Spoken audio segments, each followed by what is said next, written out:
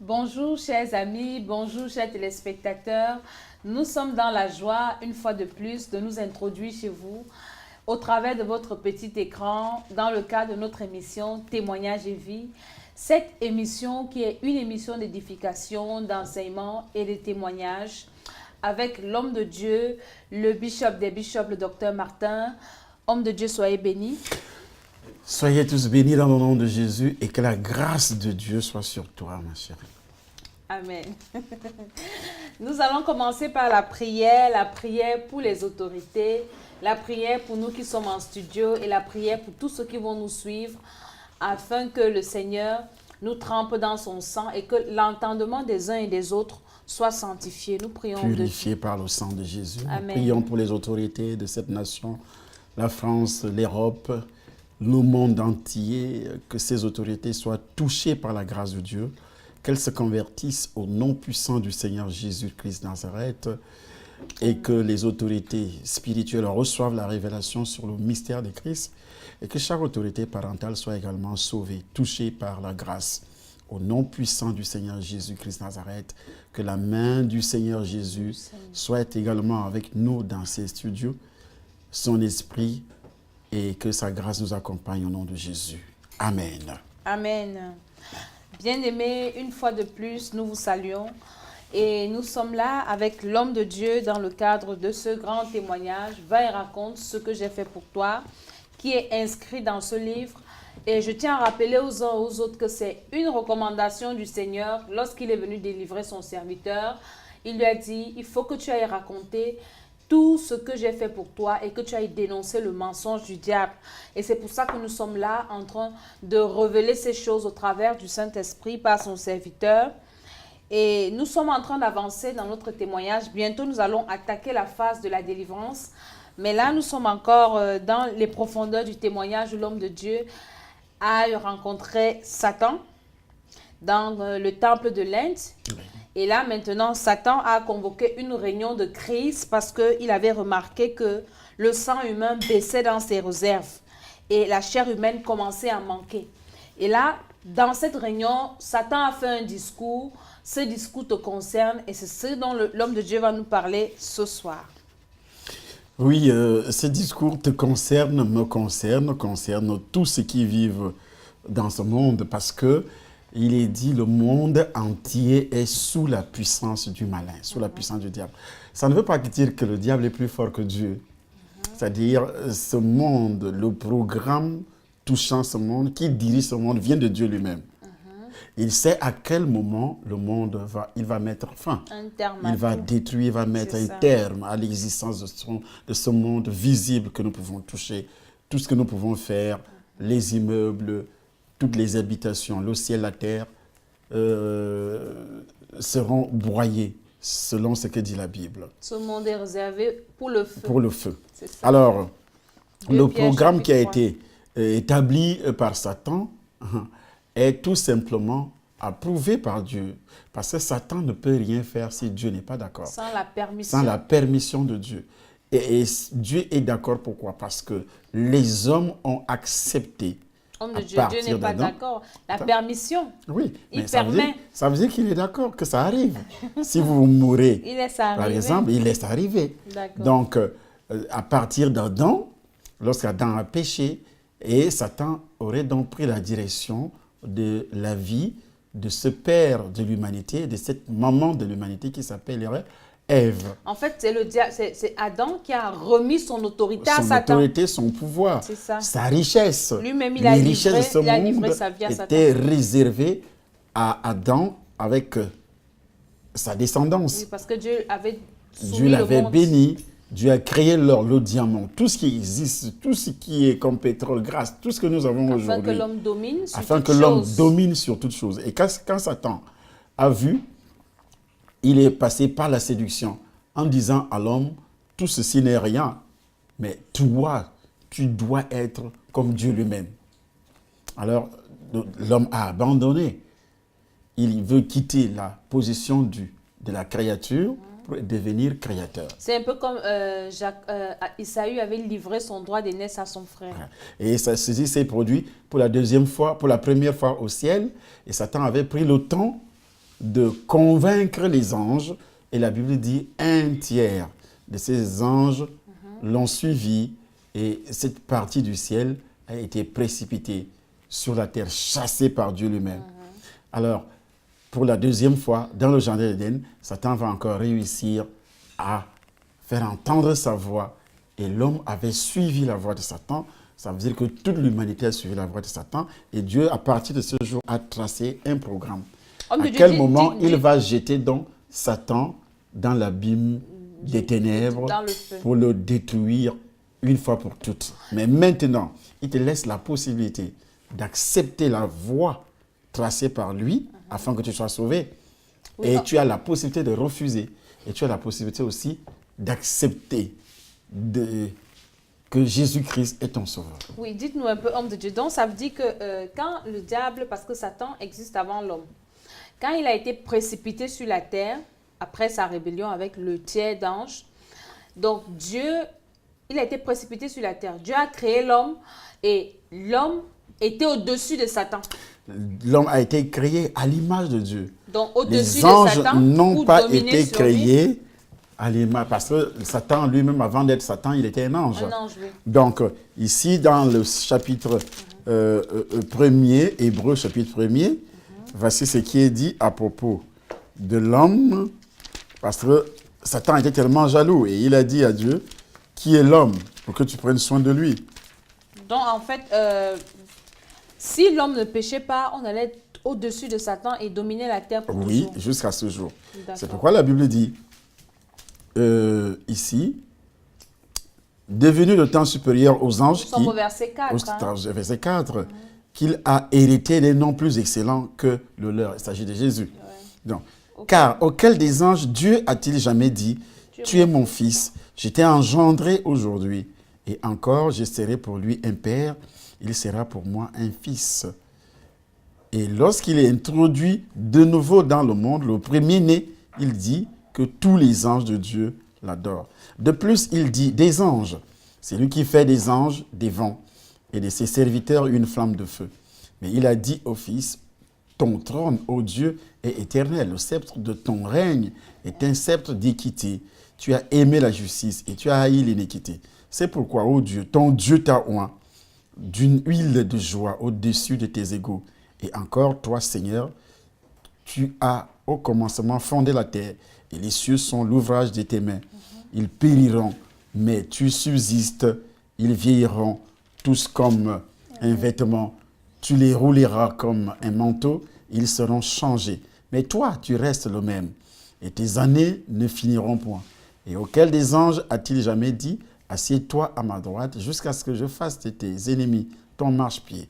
Ne sont-ils pas tous des esprits au service de ceux de Dieu, au service de Dieu, envoyés pour exercer un ministère en faveur de ceux qui doivent hériter le salut? Alors, les anges sont nos serviteurs. Donc, dès que tu acceptes le Seigneur, les anges redeviennent tes serviteurs.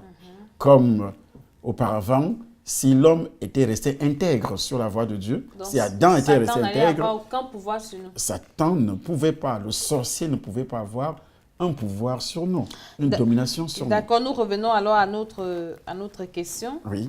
Donc, Satan avait constaté que le sang baissait dans ses réserves et que la chair humaine commençait à manquer. On rappelle à nos auditeurs et à nos téléspectateurs que la chair humaine et le sang, c'est la matière première. La matière première du royaume des ténèbres. Donc, si le carburant qui est le sang vient à manquer... C'est comme le carburant dans un moteur. C'est ça. Et aussi l'huile.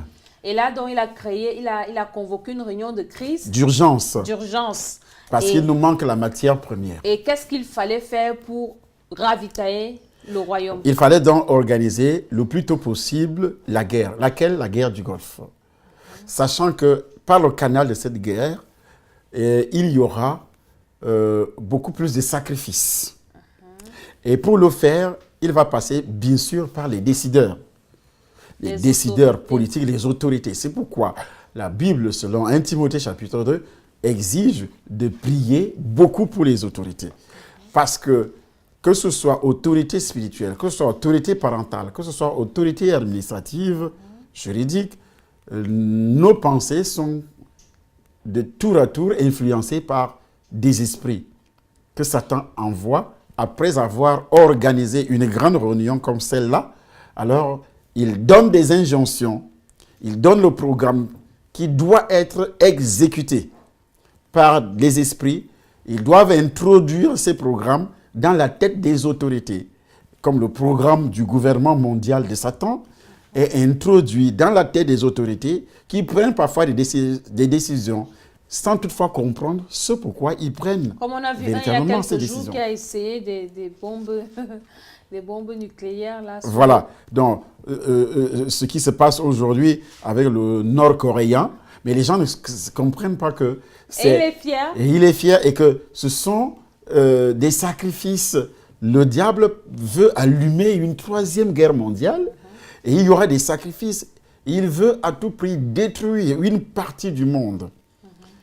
Et il sait que si les gens sont tués de cette façon, d'abord, ils n'atteindront pas la repentance. Ça, ils vont direct en enfer. Ils iront directement en enfer. Deuxièmement, ce sont aussi des sacrifices pour son royaume. C'est-à-dire, comme c'est un voleur, il vole d'abord les étoiles de ceux qui vont mourir.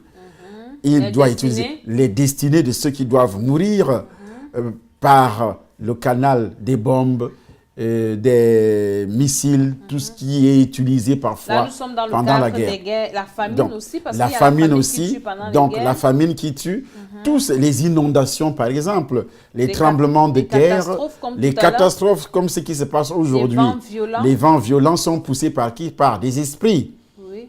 Je parle de Bills qui était un spécialiste des feux, par exemple les incendies, les feux de brousse, des incendies en général. Parfois, l'année passée, on a vu au Canada, il y a des forêts, même ici en Europe, en France. Quelqu'un qui allume, par exemple, quelqu'un qui allume, qui claque les allumettes, il allume, on dit incendie volontaire.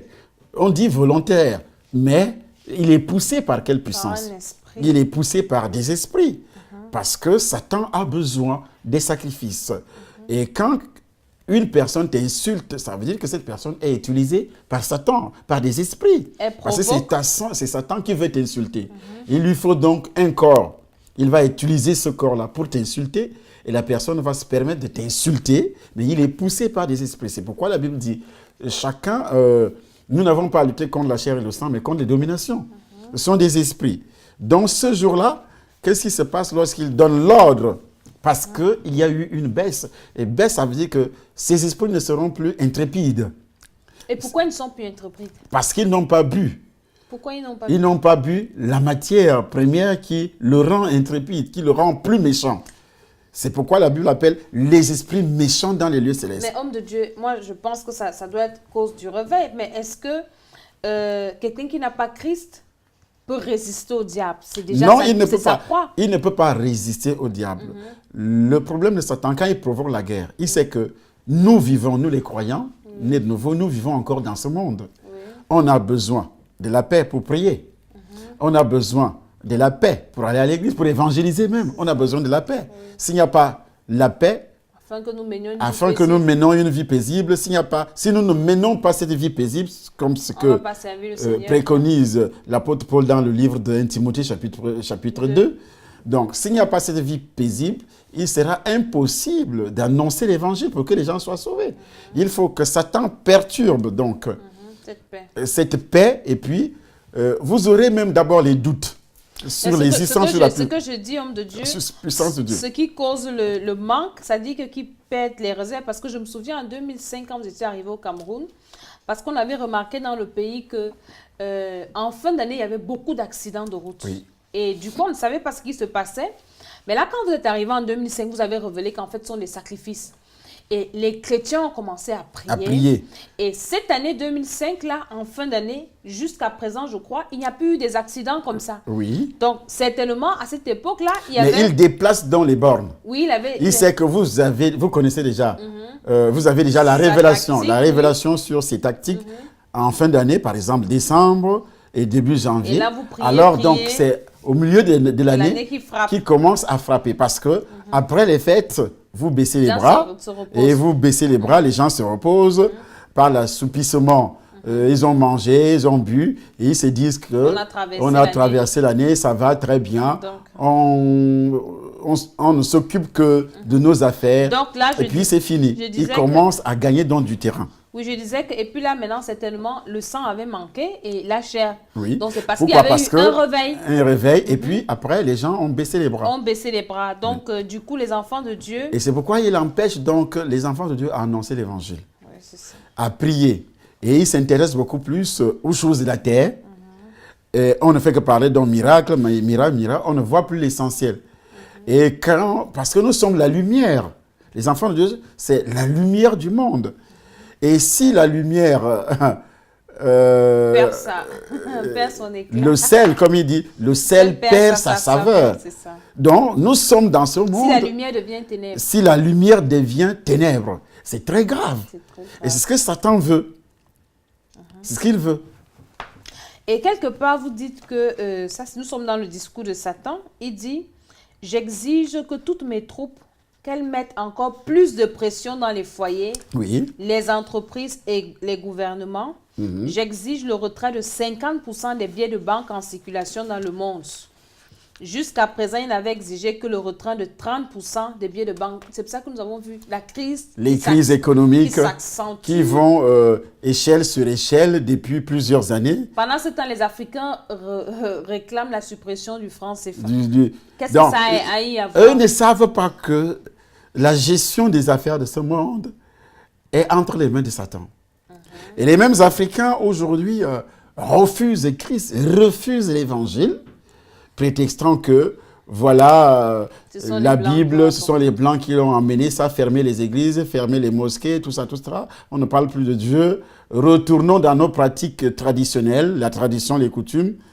Et une grande partie des Africains exigent le retour aux pratiques païennes, les pratiques païennes, par exemple, les coutumes, les traditions. Ils disent que les Blancs sont venus chercher nos objets d'art. Ils sont venus, ils ont pris nos objets. C'est pourquoi ils sont riches. Or, c'est faux. Avant la colonisation, ils avaient déjà leur vie. Ils avaient déjà leur vie.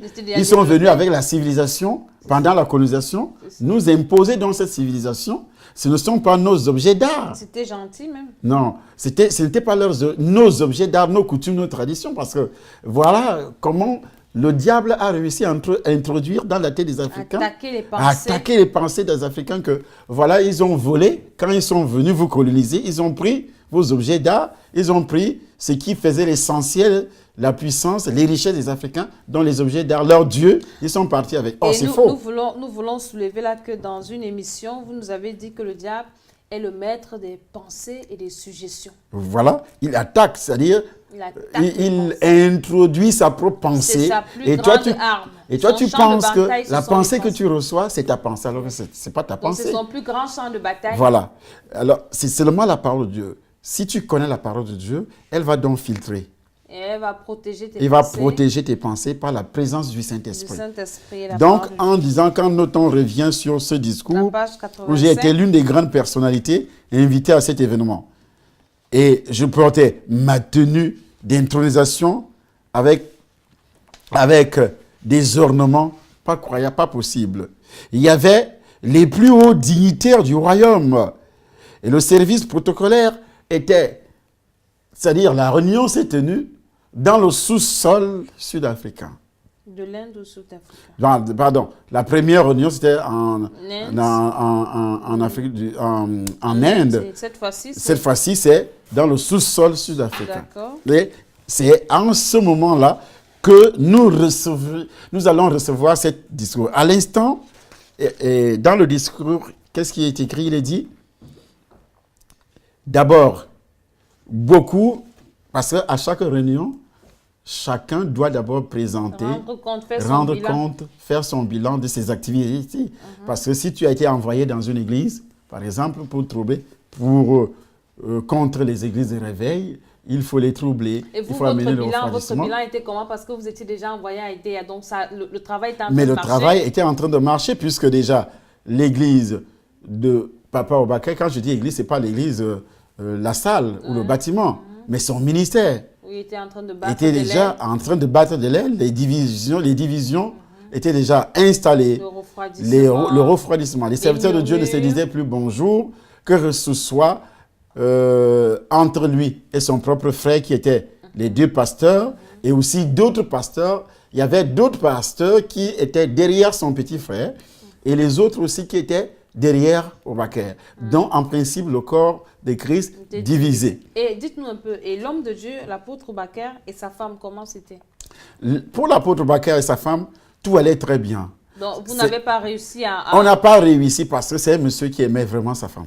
D'accord. Qui aimait malgré que... Et qui mettait la parole de Dieu en pratique. Et qui mettait la parole de Dieu en pratique parce qu'à tout moment, il voulait toujours se déplacer avec sa femme. Et sur ce point-là, vraiment, il était correct, impeccable. Et c'est pourquoi on n'avait pas réussi à l'atteindre. Sa femme obéissait à la lettre. Était vraiment une femme soumise à son mari. Je n'ai pas vu, parce qu'elle a préparé à plusieurs reprises, j'ai mangé, je restais chez eux les 2 premiers mois, quand moi j'avais reçu le Seigneur. J'ai vécu ces 2 premiers mois dans sa maison. Et alors que je savais qu'à tout moment, quand j'étais encore dans le monde, on envoyait des esprits dans cette maison pour travailler la conscience de la femme contre l'homme, pour travailler la conscience de l'homme contre la femme. On n'a pas pu. Mais au niveau d'église, le succès était parfait. Mais ils sont restés soudés. Eux, ils sont restés soudés. On n'a jamais entendu un jour que maman, Sarah a eu des prises de bec avec son mari. Pas du tout. Pas du tout. On n'a jamais entendu ça. Tous les problèmes que ce monsieur a eu, ça partait de l'église. De l'extérieur. Et donc à l'intérieur, on a envoyé les gens aussi dire à sa femme, tu ne vois pas que ton mari sort, puisque tu n'accouches pas, il sort déjà. C'est-à-dire, on a injecté les pensées, la zizanie. Mais elle est restée catégorique. Elle a fermé les oreilles sur tout ce qui était rapporté. Mais est-ce que c'était vrai? C'était pas vrai, c'était des choses inventées. C'était des calomnies, ce qu'on appelle, pour mettre le feu, ce qu'on appelle des calomnies. Il fallait calomnier l'apôtre auprès de sa femme. Et vice-versa. Et vice-versa aussi, calomnier la femme auprès de son mari. Et qu'est-ce qu'on disait au mari contre la femme? Elle n'accouche pas. Il faut chercher une autre. Il faut chercher, c'était l'objet central. Et il est resté fidèle avec sa femme sans enfant. Avec sa femme, sans enfant. Il était affectionné aux choses d'en haut. Il ne regardait que sa femme. Les choses d'en haut. Il n'a jamais été influencé par ça. Ou il disait tout le temps, j'ai des enfants, des milliers d'enfants. Même si je n'ai pas un enfant biologique, mais j'ai des milliers d'enfants. La preuve, dans la foi, hein. Oui, dans la foi. Donc la preuve, la plus grande partie des serviteurs de Dieu qui vivent au Cameroun aujourd'hui, qui sont utilisés, sont issus du ministère de cet homme. C'était un homme de foi. Hein. Un homme de foi. Amen. Voilà. Donc, sur ce point-là, on a échoué dans son foyer. Quand vous mettez la parole de Dieu en pratique, un homme de Dieu et sa femme qui mettent la parole de Dieu en pratique, leur ministère, c'est-à-dire leur ministère, parce que le ministère, c'est ton appel à toi. Ce n'est pas le temple. Mais c'est pour ça que le diable n'a pas réussi à éteindre, parce que le Cameroun, c'est lui le père. Ils n'ont pas éteint son ministère. Non, ils n'ont pas éteint. On n'a pas réussi à éteindre son ministère. Ils ont éteint on a causé des troubles. Et ceux qui ont déplacé les bornes, c'est-à-dire tous ceux qui ne restaient pas sous sa couverture spirituelle, ont été frappés. On aiguisait l'appétit matériel, financier et autres, l'orgueil, ceux qui voulaient devenir serviteurs de Dieu, qui allaient au Nigeria se faire initier. Moi, j'appelle ça l'initiation, ce n'est pas l'ordination, parce que vraie ordination, c'est ton père spirituel. Ils allaient au Nigeria, ils sortaient pasteurs, machin, truc. Quand ils revenaient, il fallait voir ce qu'ils faisaient. Or, c'était l'inspiration de Satan pour faire éclater le ministère de cet homme. Et lui, par rapport à tout ce qui se passait, quelle était son attitude? Parce que parfois, le diable utilise des gens autour de vous pour vous amener à poser des actes. Oui, le problème central, c'est que quand il y a division, l'orgueil entre. Et cet orgueil n'amène plus les autres à rechercher la paix. Lui, il était le père. Ce n'est pas à lui d'aller chercher. Il priait, bien sûr, pour ceux qui commettaient des péchés. Ce genre de péché, il priait, mais cela ne faisait pas demi-tour. Ils partaient toujours parce qu'ils étaient déjà attachés à leur soi-disant ministère, à leur soi-disant appel, et ils voyaient un succès apparent. D'autres disaient que Dieu m'utilise sur le terrain plus que lui. Ce qu'ils ont oublié, c'est que Dieu n'honore que sa parole, l'évangile que tu annonces, tout ce que tu fais. Mais il n'est pas d'accord avec toi. Par exemple, pendant que il était toujours vivant. Mais j'ai commencé à remplir les stades au Bénin. Et vous le disiez souvent. Et moi, je le disais souvent, lui n'a jamais rempli le stade. Moi, j'ai fait passer. Et quand il arrive au Bénin un jour, il apprend que voici un enfant qui parle souvent de toi, qu'il est ceci. Il dit, oui, je le connais. Mais il est dans la rébellion. Il n'a pas caché. C'est pourquoi on va convoquer une réunion des serviteurs de Dieu au Bénin. Dans cette réunion, le pasteur Ernest, qui est venu récemment au Cameroun, dans leur siège de la Fédération des Églises, ils vont convoquer une réunion à la présence de Baquet. Tu nous as dit que c'est ton père spirituel, mais il dit que tu es dans la rébellion. Il était présent. Il a commencé à expliquer lui-même, le pasteur Baquet, tout ce qui s'est passé. Et je suis resté dans ma position d'orgueil. Lui n'a jamais fait ça. Lui n'a jamais fait ça. Moi, je viens de commencer. Et pourtant, on apprend qu'il n'est même plus dans la volonté de Dieu. Voilà ce que je disais. Qu'il n'est plus dans la volonté de Dieu. Lui, le pasteur Baquet. Mais dites quand même, homme de Dieu, vous avez beaucoup récolté ce que vous avez sémé. Oui, bien sûr. Beaucoup récolté. Parce que c'est assez retourné également contre moi par rapport à beaucoup de choses. À beaucoup de choses. On continue avec le discours de Satan. Donc, lorsqu'il dit, lui, déjà, vous savez que je suis, il dit, vous savez, c'est Satan qui parle, vous savez que je suis celui qui va régner bientôt dans tous les domaines que vous connaissez sur la terre et sous la terre. Il ne parle pas du ciel. Donc, en fait, c'est avec ces paroles qu'il réussit à convaincre, tous ces adeptes. Donc, pour eux, c'est le vrai Dieu. C'est le vrai Dieu. Tous les satanistes savent que c'est lui Dieu. Le vrai Dieu, c'est nous qui disons le vrai Dieu. Et pour eux, le Créateur, c'est Satan. Et il a été invincé par notre Dieu. Et que Dieu a de la haine, Dieu c'est un usurpateur, Dieu est ici, Dieu c'est là. Comme nous parlons également de Satan. C'est comme ça qu'il parle de Dieu là-bas. Pour eux, Dieu c'est Satan. Pour eux, Dieu c'est Satan. Et Satan, mais le vrai Dieu c'est Satan lui-même. Et c'est pourquoi la Bible nous avertit en disant, il se présente comme un ange de lumière. Donc ils savent que c'est... Comme tu ne connais pas la parole de Dieu, alors il te trompe. Tu vas l'accepter comme Dieu. Et tu rejettes le vrai Dieu. C'est ce qui s'est passé d'ailleurs dans le jardin d'Éden. Puisque Adam et sa femme ont refusé d'obéir à la parole du vrai Dieu. Et ils ont accepté la parole du serpent, le séducteur. Donc, c'est la page 84. Il dit, et sous terre. Déjà, 90% du monde est sous ma domination. C'est la vérité.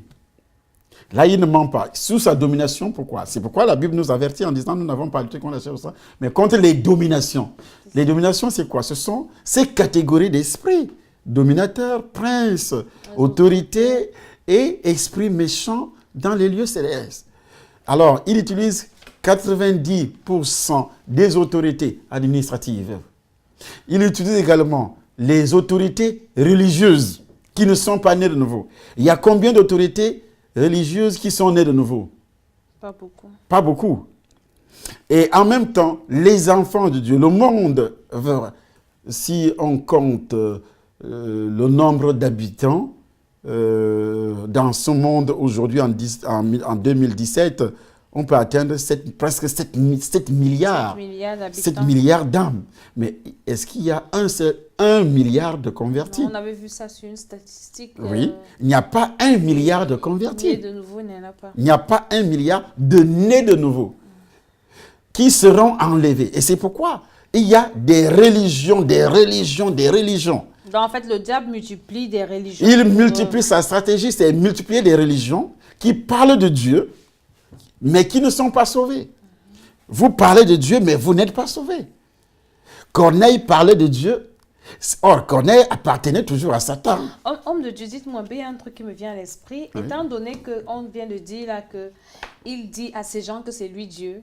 Donc, toute religion qui ne parle pas de Jésus et qui parle de Dieu parle de Satan. Attention, parler de Jésus, c'est un point. Parce que Jésus lui-même dit, voici tous ceux qui me disent Seigneur, Seigneur, n'entreront pas. Parler de Jésus sans être né de nouveau, comme ça se passe normalement, comme ça se passe dans plusieurs religions, on est de Satan. D'accord. Oui. Pourquoi Jésus lui-même va dire aux pharisiens, Jean chapitre 8, verset 43-44, il dit aux pharisiens, vous avez pour père le diable. Mais c'est ce que je suis en train de dire, homme de Dieu, que pour Dieu, Dieu a un chemin. Jésus dit quoi? Je suis le chemin, la vérité et la vie. Et la vie. Parce que l'homme avait été coupé de Dieu au jardin d'Éden après Adam. Donc, après la chute, c'est ce qu'on appelle la chute. Oui, oui, qui n'a pas été réconcilié. Même si cette personne parle de Dieu, il ne s'agit pas de Dieu. Et là où Satan va marquer les points au sujet de la création de tout ce qui est, comme on appelle la religion aujourd'hui. Parce qu'il fait croire aux gens que si vous croyez seulement en Dieu, et pourtant, c'est lui ce Dieu. Alors que c'est lui ce Dieu-là. C'est ça le grand problème. C'est ça que je suis en train de dire. Tu vois, dans la religion, les religions chrétiennes, dans les religions chrétiennes, on ne met pas accent sur la nouvelle naissance. C'est Satan qui est derrière. Puisque là, il dit que c'est lui Dieu. Oui. Et ces gens savent que c'est lui le Dieu. Lui. Alors que si vous n'êtes pas né de nouveau, à cause de votre identité, votre nature pécheresse adamique, vous appartenez à Satan. Oui. Vous avez un père qui s'appelle Satan. Et c'est pour ça donc qu'il multiplie les religions. Des religions. Parce que c'est lui le Dieu des religions. Alors, il vous fait croire que Jésus n'est pas un prophète. La plupart des gens pensent que Jésus c'est un prophète comme les autres. Non, il est le sauveur. Il vous sauve premièrement du péché originel, de votre nature pécheresse. Dieu ne pardonne pas les péchés. Dieu va te pardonner alors que, par exemple, tu vas en prison parce que tu as volé. C'est le péché du vol qui t'amène, ou bien tu as tué. Et puis, c'est le péché de cette tuerie, de ce meurtre qui t'amène en prison. Arrivé en prison, tu vas commettre d'autres péchés. C'est-à-dire, tu vas piétiner, tu vas voler, tu vas mentir, tu vas faire ceci. Mais tu es déjà condamné. Même si on te pardonne parce que tu mens en prison, parce que tu voles en prison, on te pardonne. Mais tu ne sortiras pas parce que tu as volé et on t'a pardonné. Mais tu as un péché qui t'avait conduit en prison. Il faut une grâce présidentielle pour que tu sois libéré de prison à cause de ce péché-là seulement. Parce que c'est écrit dans les annales, c'est à cause de ce péché que tu as été condamné. Tu as tué et tu as été condamné à mort. Comme aux États-Unis, dès que tu voles ou bien tu tues, tu es condamné à mort. Et puis tu entres dans cette prison, on dit tu es condamné à mort. Que tu voles, que tu mentes, que tu fasses n'importe quoi là-bas en prison, tout le monde sait que tu as été condamné à mort à cause du meurtre. Il faut donc une grâce présidentielle, le président des États-Unis ou bien le gouverneur d'un État, qui signe la grâce que tu as été gracié parce que tu avais tué et tu as été condamné à mort. Et maintenant, on signe que tu es libéré, tu es libre de tes mouvements, tu dois sortir, tu es pardonné. Mais voilà que tu n'as jamais été pardonné. Mais tout le reste des péchés que tu commets en prison sont pardonnés. Mais le péché qui t'avait donc amené en prison reste toujours valable. Tu es toujours condamné. La condamnation à mort reste toujours valable. Le jour de l'exécution arrive, on va t'exécuter. Même si on t'avait pardonné pour les autres péchés que tu as commis en prison, tu as insulté les gens, tu as tapé sur les gardiens de prison. Mais ce n'est pas à cause de ça que tu es en prison. Donc le péché originel a une place importante. Toute personne qui n'a pas reconnu d'abord son état de pécheur, qui n'a pas reconnu qu'il est en prison depuis sa naissance à cause du péché originel, et que Jésus-Christ est venu comme sauveur. C'est pourquoi, vous voyez, dans plusieurs religions, on vous dira que Adam s'est repenti, il n'y a pas de péché originel, Adam s'est repenti. Oh, c'est faux. Oui, dans d'autres religions, on vous dira également que le serpent n'existait pas. Que le serpent n'existait pas. On vous dira également, tout ça, ce sont des tactiques de Satan. On vous dira que le péché originel, c'était l'acte sexuel. L'acte sexuel avec Ève. Oh, c'est archi faux. Avait eu des rapports sexuels avec le serpent. Oh, c'est toujours faux. On vous dira également que le monde n'a pas été créé. Il est né dessus d'une explosion. Et que l'homme a évolué. Tout ça, ce sont des tactiques de Satan afin que tu ne retrouves pas le chemin qui mène vers Dieu par le canal de la nouvelle naissance. Parce que dès que tu acceptes Jésus comme sauveur, il te sauve donc du péché originel.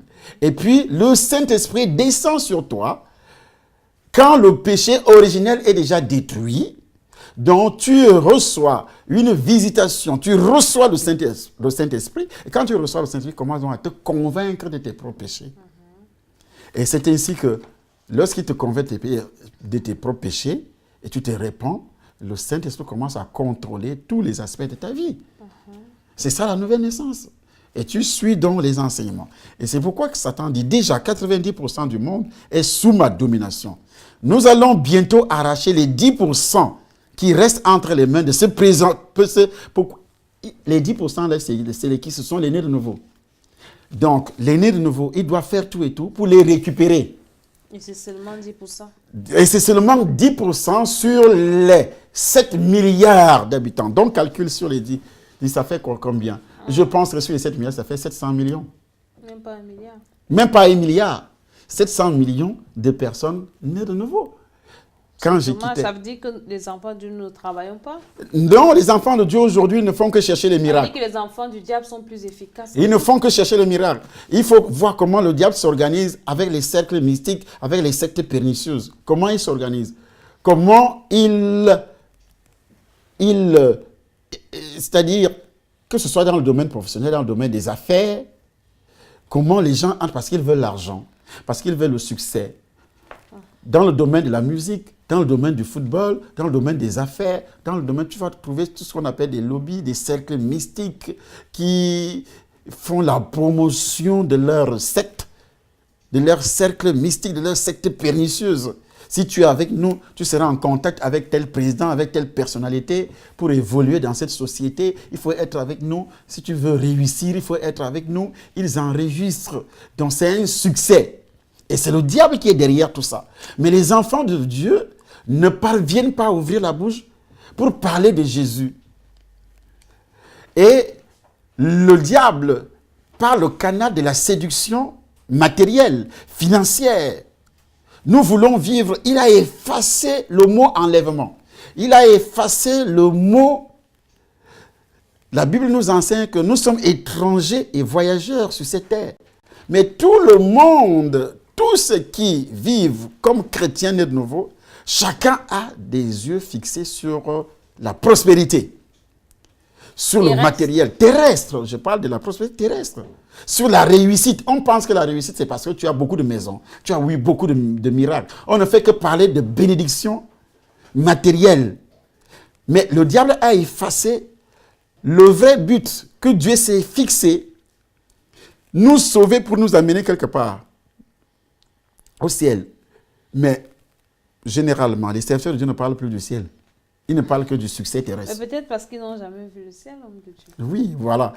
La foi, c'est quoi? C'est une fermation des choses qu'on espère. Une démonstration de celles qu'on ne voit pas.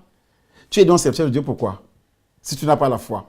Parce que nous sommes sauvés par la foi. La foi, c'est pas ce que tu as vu. Une démonstration des choses. Celles qu'on ne voit pas. Celles qu'on ne voit pas. Donc, quand il dit 90% du monde est sous ma domination, nous allons bientôt arracher, pas la séduction, c'est pourquoi la Bible nous la parole de Dieu dit que le diable rôde, cherchant qu'il va dévorer. Il rôde autour des 10%. Il ne rôde plus autour de ses enfants. Les 90% qui sont, lui appartiennent déjà. Il n'a plus d'efforts à fournir pour... donc, sur les 10%, il rôde sur chaque brebis. Sur chaque brebis, alors il veut, on ne sait pas si les 10% seront enlevés, parce que nous attendons l'enlèvement. Ça veut dire que le ciel sera vide. Alors, pourquoi? Parce qu'on n'annonce pas l'évangile. On est concentré sur le succès terrestre. On n'est pas concentré pour aller au ciel. Or, Jésus-Christ a dit, cherchez premièrement le royaume des cieux. Et tout ce que vous voulez, vous sera donné par-dessus. Donc, dois-je vous dire de qui il parlait en ces termes lorsqu'il parlait de Jésus? Nous allons bientôt arracher les 10% qui restent entre les mains de ce prétentieux qui veut prendre ma place. Il s'agit de Jésus. Il dit que Jésus est un prétentieux qui veut prendre sa place. Ces 10% de la terre qui échappent encore à mon contrôle, a-t-il poursuivi, ne sont que des petits points de l'Afrique, de l'Europe, des États-Unis. Le monde entier est entre mes mains. il confirme. Et c'est vrai parce que 1 Jean chapitre 5, verset 19, est sous la domination de Satan. Il passe par quoi? Les richesses. Il avait les convoitises. Chacun est tenté et amorcé par sa propre convoitise. Même si les enfants de Dieu. Les enfants de Dieu vivent dans une convoitise passionnée, une idolâtrie. C'est ça. Le diable sait déjà que l'idolâtrie, nous savons que l'idolâtrie, ce sont des idoles. Mais l'idolâtrie aujourd'hui, c'est l'argent. L'idolâtrie aujourd'hui, l'habillement, les sacs. Toi-même, tu as fait un rêve. Que voilà, je t'annonce que voilà, elle voit, je raconte son rêve. Elle voit dans le rêve que la maison a pris feu. Et je l'annonce dans le rêve que la maison a pris feu. Qu'est-ce qu'elle fait? Elle entre dans la maison pour sauver quoi? En premier lieu, ses sacs. Pour sauver ses sacs. Voilà ce qu'on appelle une idole dans l'esprit d'une personne. Donc Dieu voulait te montrer que tu as une idole, les sacs. Qu'est-ce qui représente une idole dans ta vie aujourd'hui, toi, qui nous regarde? Donc, il dit, cette fois-ci... Mais après, je me suis repentie. Cette fois-ci, personne ne m'échappera. Il dit, cette fois-ci, personne ne m'échappera. Il prépare quoi? La guerre du Golfe. Travaillez dur. Le monde est arrivé où je vais mettre... Le moment est arrivé où je vais mettre fin à ce monde. Une guerre mondiale. Lui, c'est lui qui va mettre c'est lui fin. qui va mettre fin. Et c'est ce qu'il nous disait tout le temps. C'est vraiment le père c'est du pas lui, mensonge. le père du mensonge. C'est pas lui qui peut mettre fin à ce monde. C'est Dieu. C'est Dieu qui doit mettre fin. Si Satan avait le pouvoir de mettre fin au monde... Non, il exécute tout le monde parce qu'il ne veut pas qu'une seule personne entre au ciel. C'est ça. S'il avait vraiment le pouvoir... Parce que lui, c'est ce qu'il a laissé au ciel. Donc, comme l'histoire des ouragans qui sont en train de frapper beaucoup de pays aujourd'hui.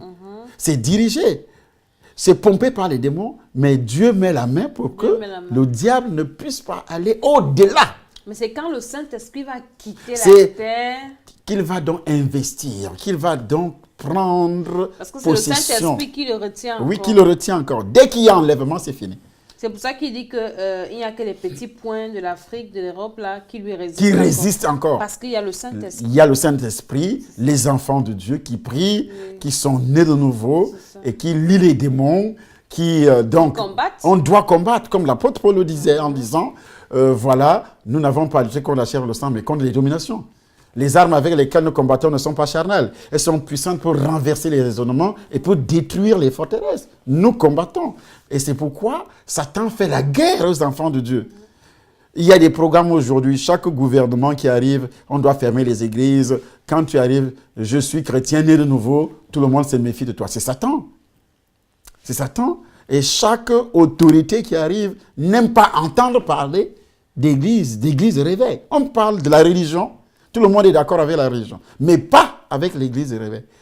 Parce que c'est la bête noire de Satan. Quelqu'un nous a dit qu'au Cameroun, ils sont en train de se préparer. Mais c'est chaque année, on le sait tous, chaque année, c'est l'église de réveil. Tous les problèmes qu'ils ont en Afrique, dans le monde, c'est l'église de réveil.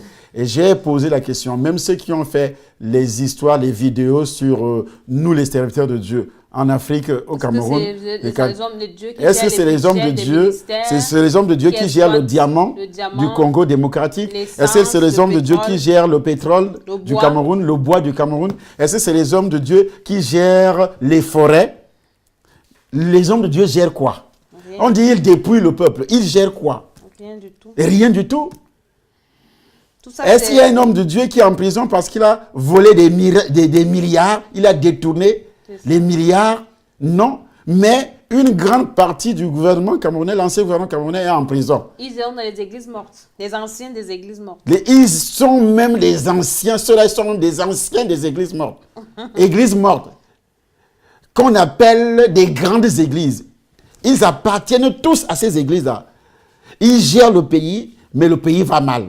Mais quand il y a un problème, comment on se dit? L'église de réveil, l'église de réveil. Mais allez chercher la solution à vos problèmes ailleurs. Le problème, c'est que le diable, comme nous disons, homme de Dieu, il veut éteindre le Saint-Esprit. Oui. C'est le Saint-Esprit qui le dérange. Mais ce sont des calomnies. Le calomnie, c'est qu'il ne faudrait pas que les gens qui peuvent être sauvés Parce que si tu m'écoutes, tu seras sauvé. Donc, le diable, j'ai parlé des calomnies la fois dernière. Le diable fait quoi? Il doit te calomnier pour que personne ne t'écoute, pour que les gens commencent à te rejeter, pour que tu sois rejeté. Ce qu'on a fait à plusieurs. J'étais dans le programme.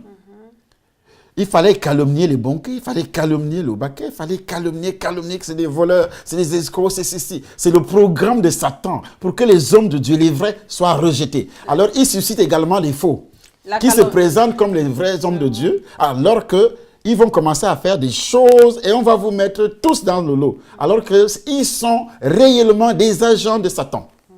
Et on souligne en disant que la calomnie, c'est dire du mal de quelqu'un pour susciter le mépris envers la personne. Pour susciter le mépris, on va commencer à te mépriser parce qu'on passe le temps à te calomnier. C'est ça. Donc, lorsqu'il dit travailler dur, c'est pourquoi les satanistes travaillent dur. Et les enfants de Dieu ne travaillent pas. Et les enfants de Dieu vivent dans la distraction. Commérage, calomnie d'abord leur pasteur. Parce qu'à l'intérieur des églises de réveil, qui ont été infiltrés. Oui, ils ont été. Et le Saint-Esprit. Donc, tu vois, les satanistes entrent là, ils font semblant d'être enfants de Dieu. Et quand ils entrent, ils commencent à parler. Leur mission, c'est de calomnier les serviteurs de Dieu, afin de diviser l'église, afin que l'église s'explose. Et que les enfants de Dieu qui persévèrent dans cette église-là auront du mépris dans les cœurs envers leur pasteur. Et une fois que tu as du mépris avec tout ce que tu méprises ne te bénit pas. Oui, parce que si tu méprises le pasteur, tu méprises le pasteur et tu demandes au pasteur de te bénir, ça ne peut pas marcher. Tout ce que tu n'apprécies pas ne te bénit pas. Et le diable le sait. Il le sait. C'est pourquoi il infiltre dans les églises, il envoie. Tu vois quelqu'un, il commence à parler mal de ton pasteur et tu t'assois. Et tu t'assois pour écouter. Et comme tu n'as pas le discernement, que mon père spirituel, toi tu parles mal de lui. Mais si tu veux déjà, quitter, il commence par les calomnies. Par les calomnies, il va vous convaincre et il va vous amener et vous allez s'établir quelque part. Nous allons prier ensemble, nous allons prier ici à la maison parce que nous ne savons pas comment il gère l'église, c'est un orgueilleux, il trouve toujours. Ces gens de personnes, ils créent des cellules dans les maisons. Alors que, en suivant ce genre de personnes, tu es perdu. Ça, c'est le programme de Satan. L'apôtre Paul le dit dans le livre des Actes des Apôtres, chapitre 20. Donc, et il ajoute, travailler dur. On doit travailler dur dans les pensées. Attaquer les pensées. Attaquer les pensées. Tu es là, assis à l'église. Passer l'autosuggestion. Oui, tu es assis à l'église, tu regardes le pasteur prêcher. Mais il y a des femmes, elle vient, elle regarde le pasteur prêcher, elle est plutôt amoureuse du pasteur. Elle le voit nu. Elle voit le pasteur nu. Elle rêve comment elle est au lit avec le pasteur. On a vu ça, homme de Dieu, l'autre jour, on était au mariage. On était à 2 mariages. Oui. Et pendant que vous étiez en train de prêcher, c'est une soeur qui m'a dit, mais comment il n'écoute pas le message? Ils sont en train de dire, le pasteur est frais, comment il est bien habillé comme ça. Donc ce que le pasteur dit ne l'intéresse pas, mais c'est juste On a vu ça sur une nation à Paris au cours des mariages. Même quand il y avait des filles assises derrière. Dernièrement, la semaine passée. Oui. Elles ne font qu'apprécier. Ce pasteur est bien habillé. Regarde comment il est beau. Il est frais. Il n'écoute même pas ce que tu dis. Même pas ce que... Donc, c'est quoi? Ce sont des démons qui attaquent les pensées. Et c'est comme ça. Au niveau des hommes aussi, c'est la même chose. C'est pourquoi il envoie donc les filles presque nues à l'église. Parce que le pasteur, quand il prêche, il va voir les formes de ces filles-là. Il va voir les seins, il va voir les cuisses, il va voir. Et puis, pendant que tu prêches, tu n'es plus concentré. Et cette image que tu as vue, le diable fait ressurgir cette image dans ta tête. Donc, c'est ce qu'on appelle donc la chute, la séduction. Il y en a qui sont sur le téléphone pendant le culte. Sur le culte. Pendant le culte, elle est sur le téléphone. Elle est même sur Facebook. Et alors que nous parlerons de ça prochainement. Parce que les réseaux sociaux, en principe, aujourd'hui... L'image qui est animée. L'image qui est animée. Dans l'Apocalypse, il dit qu'il va animer l'image. Au lieu que les enfants de Dieu utilisent les réseaux sociaux pour annoncer l'évangile, ce sont les réseaux sociaux, qui les utilisent. Ça devient une idole. une idole. Vraiment, le téléphone est devenu une idole entre les mains de soi-disant enfants de Dieu. Quand ils se réveillent, incapables de prier, incapables de méditer. Et aujourd'hui, moi je vais interdire ça dans les... Vous devez avoir la Bible écrite. Et non la Bible papier et non le téléphone. Parce qu'avec le téléphone... Ce n'est pas déconnecté. Ce n'est pas déconnecté. On reçoit des messages. Dès que tu ouvres, tu as des images, tu as ceci, ça pollue déjà ta conscience. Et puis, au lieu de... Tu vas commencer à lire, mais tu as quand même vu déjà une image. Même en lisant, tu vois un message, tu réponds, et puis tu lis le verset biblique qui est cité, et puis tu lis également les messages qui sont à côté, ou bien tu regardes d'autres images. Quand tu regardes le téléphone, on pense que tu es en train de lire la Bible qui a été téléchargée dans ton téléphone, et pourtant, tu lis d'autres messages, ou bien des commentaires. Les commentaires des païens. Et si Jésus vient à l'instant? Et si Jésus descend à l'instant pour enlever l'église, est-ce que tu seras enlevé? Pas du tout. Donc les pasteurs doivent interdire ça. Les gens n'ont plus de Bible papier. Ils ont plutôt quoi? Les trucs sur le téléphone. Ils lisent la Bible sur le téléphone. Ils répondent aussi aux messages, même à la maison. Parce que Facebook est ouvert pendant que tu es en train de lire la Bible qui a été téléchargée dans ton téléphone. Facebook est ouvert, quelqu'un envoie le message, bam, tu réponds. Jean chapitre 8, verset 44. Bam, Jean chapitre 9, verset n'importe quoi. Voici comment les chrétiens du 21e siècle fonctionnent. Homme de Dieu, on va, comme le temps est en train de courir, et allons un peu dans mettez le feu dans les foyers. On ne va pas terminer parce parce que déjà il nous restait là 10 minutes. On a déjà épuisé les 10 minutes. Sinon on va faire 2 heures de temps. C'est quand mettez le feu dans les foyers. Il dit d'abord, on a sauté. Le ravitaillement de nos réserves doit se faire le plus tôt possible. Utiliser les méthodes fortes. Utiliser des méthodes fortes. Pour accomplir le ravitaillement de nos réserves, le sang. Comment ce ravitaillement? La prochaine vidéo que nous allons tourner demain, on va expliquer comment ça se passe au moment de la guerre, au moment des catastrophes naturelles, au moment des accidents de circulation, la route, les trains, les avions, comment ce ravitaillement se passe. Parce que c'est un point très important. Ça te concerne. Tu as déjà utilisé une voiture un jour. On parle d'accident. Le train, le TGV ou bien d'autres trains régionaux ou même les vélos ou les avions, les bateaux, la guerre, les tremblements de terre. C'est comme ça qu'ils se ravitaillent. 2 ravitaillements sont possibles, spirituels et physiques. Et nous allons faire des analyses. Parfois, les enfants de Dieu entrent dans ces ravitaillements. Mais là, l'âme va directement... Pourquoi? Parce que tu n'as pas veillé, premièrement. Et deuxièmement, il peut arriver que c'est le temps de Dieu, parce que Dieu, quand il veut te prendre, mais Dieu, quand il veut te prendre, il ne laisse pas le diable te tuer. C'est ça. C'est lui-même qui t'appelle. Mais ce n'est pas le diable. Mais lorsque tu es envoûté, tu entres dans le programme du diable, tu meurs sur le programme du diable, c'est que c'est l'enfer. Et notre prochaine vidéo... Tu es un mort en Satan. Tu es un mort en Satan et non un mort en Christ. Un mort en Christ. Parce qu'il y a 2 types de morts. Mort en Satan, mort en Christ.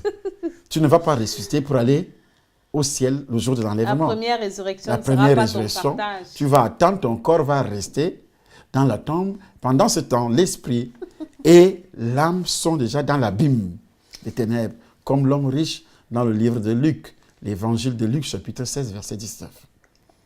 Et voilà, Amen. On va s'arrêter. Il y a un enfant de Dieu du Temple des Nations qui a publié sur Facebook, il a dit que la vraie honte sera quand l'enlèvement va sonner et tu vas rester. Et tu vas rester, ça sera... Et ton corps ne sera pas ressuscité. Non seulement ton corps, si tu seras en vie ce jour-là, on sait que tu as prêché. Si tu étais pasteur, tu as prêché. Beaucoup auront vraiment honte parce que quand on leur parle, ils ne sont pas...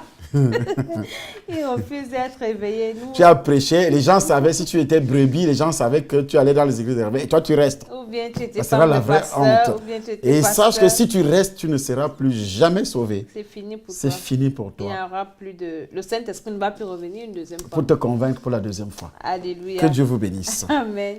Nous sommes dans la joie, toujours quand nous sommes avec l'homme de Dieu qui nous révèle des choses importantes, bien que nous le disons parfois en riant, parfois en rigolant, mais ce sont des choses sérieuses que nous devons prendre en considération.